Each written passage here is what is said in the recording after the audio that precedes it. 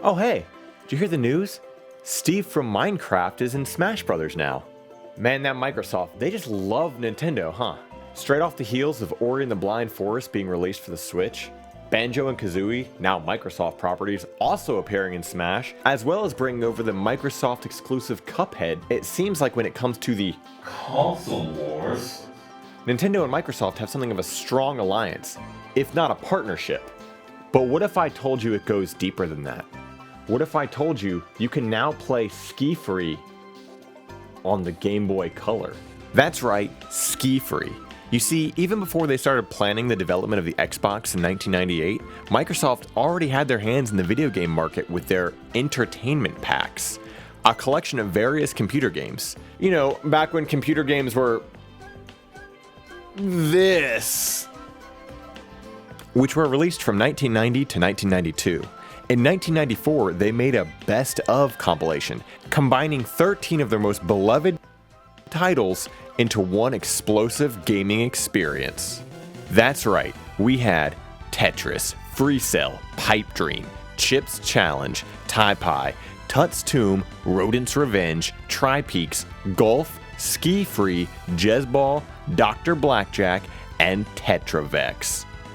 And then a whopping 6 years later, they decided to take this compilation and release it on the Game Boy Color. Except they drastically reduced the amount of games that are in the collection. They cut Chip's Challenge? I can do my boy Chip like that.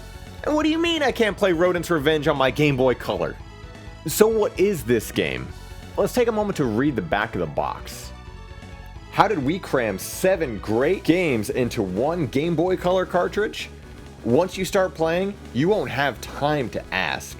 Puzzling solitaire, explosive minefields, mutating life forms, headlong downhill skiing. This jam-packed collection has something for everybody. Explosive minefields? Mutating life forms? This sounds awesome!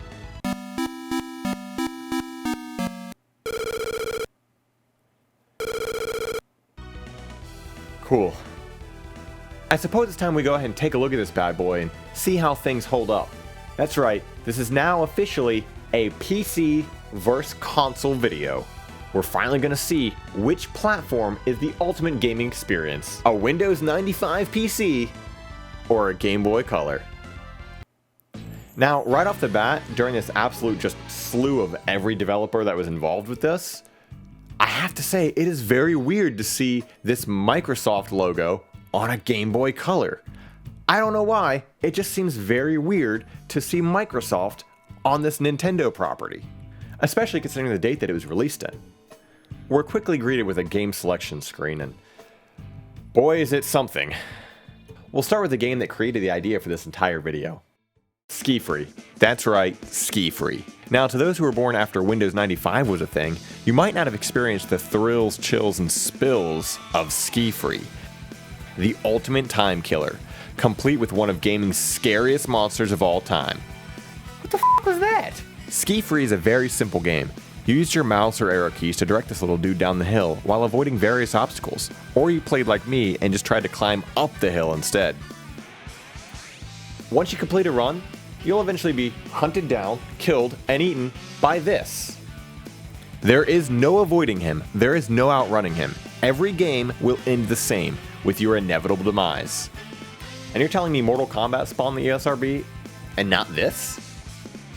Now, looking at the game, sure, it's basic, but it's somehow still aesthetically pleasing to look at. Maybe it's the scale of how big the mountain is compared to your character. You have all this room to see upcoming obstacles, and can even see skiers and snowboarders on their own descent. Now let's see how it is on the Game Boy.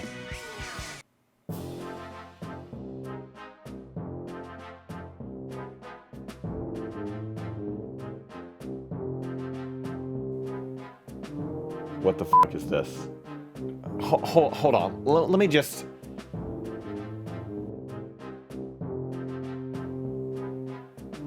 That thing means nothing anymore, does it? Now, I don't know what I was really expecting when I found out SkiFree was going to be playable on the Game Boy Color, but it was certainly not this. This version is so zoomed in that you have absolutely no time to react to anything.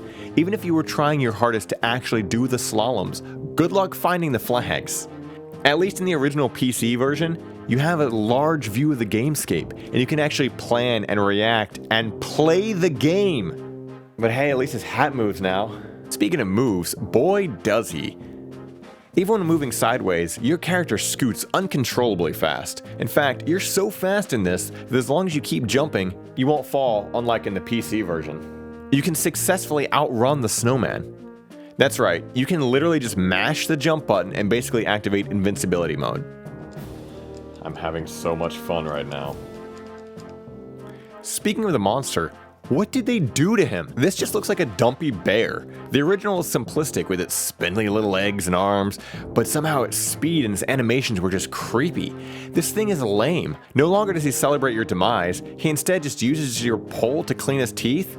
It just feels so Looney Tunes. That's all, folks. Now in the original, there was no music, no sound effects. You just skied in silence. But in this,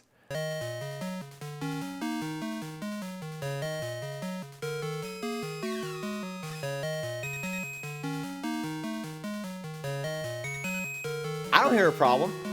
Now if we press start and access the menu, that's where we can choose different modes. They're all the same. As well as get directions on what to do. And of course, we can go back to the game select screen as well.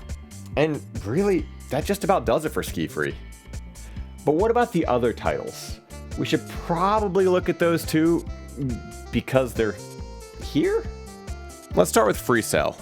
Ah yes, FreeCell, the game that I've completely forgotten how to play apparently. I'm not even joking. I kept doing things that I thought were real moves, but kept getting this pop-up screaming at me saying I was wrong. So yeah. Nothing has made me quite feel like I'm back to being a child trying to play FreeCell on my parents' computer and not knowing what I was doing, like playing FreeCell on a Gameboy Color and not know what I'm doing. So there's that. I guess I could look at the directions, or we could just move on to the next game. Yo, Life Genesis? Now this sounds cool.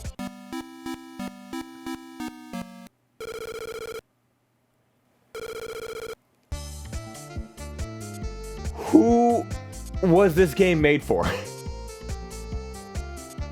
Okay, let's just take a look at the how to play. How to play Life Genesis. Overview. Life Genesis is based on the remarkable life simulation rules developed by the mathematician John Horton Conway. See the history of life. Life Genesis includes both a life simulator and a game based on life that you can play against the computer. Imagine that you are looking into a microscope and that you see a grid pattern on a glass tile. Some of the squares in the grid are empty, and some contain live tiny organisms or cells. Some organisms seem to live a long time while others die quickly. On parts of the slide, new organisms spring to life. As new generations of cells live and die, they form patterns of shifting color. This microscopic drama is based on a mathematical model following 3 simple rules. See the rules of life, which determine each generation passes, who lives, who dies, and where new life begins.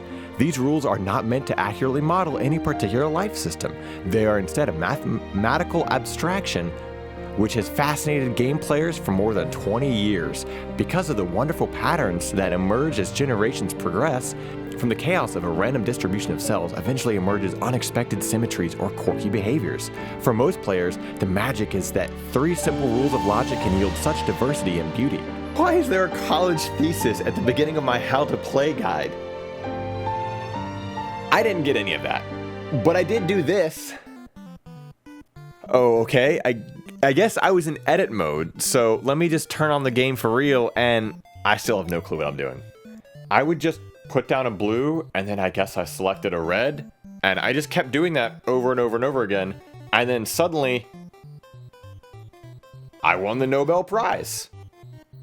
Again. Who was this made for? Oh, okay. There has to be something else salvageable in this. Next is Tut's Tomb. Next is Tri-Peaks. Minesweeper? Here we go. Something my child brain kind of understands. Now, I've never been great at Minesweeper, but I do understand the gist of it. But just for the hell of it, let's take a look at the rules, shall we? In order to locate the mines using these limited tools, use the following approach. Step on a square with your foot. If the square is a mine, you're dead. And even with that knowledge, I'm still terrible at it. Alright, there is one last game. And that game is Tic-Tac-Tix. Tic-Tactics. However you want to say it. That's right. It's Tic-Tac-Toe, but like more confusing because why not? It defaults to 3 boards, or as they call it, the 3x3x3. You just need to get a standard Tic-Tac-Toe on any of them, and you can get this cute little victory screen. The only problem is, there's 3 boards, and somehow, I don't know if it's because of the way they were laid out, but I just can't think that dimensionally. Keep my Tic-Tac-Toe 2-dimensional, please, because what is this? Also, when you lose, you just have to straight up reset the game, because when the computer wins, it just keeps flashing and you can do nothing else. So, thanks for rubbing it in. But you know what? It's Tic-Tac-Toe, and honestly, I think I'm good enough. Why don't we just try the 4x4x4 game? How hard could that really be?